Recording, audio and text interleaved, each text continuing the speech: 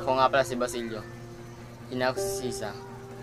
May kapatid po ako, si Crispin. Mahal ko po sila. Mahirap lamang ang buhay. Gusto ko lamang makasama ang aking pamilya. Magkaroon magandang buhay. Inay, huwag ka mag-alala. Nasa kumbento si Crispin. Ngunit, si Crispin ay hindi natin makakapiling. Nagtanan ako nang makita ko si Crispin na kiniladkad ng Sakristan Mayor. At ayaw akong palisin, kundi kasampu ng gabi, nakasalubong ko ang Guardia Civil at sinigawan ako ng Queen Vivi. Ako tumakbo at pinuputukan nila ako at isang punglo ang dumapli sa akin noo.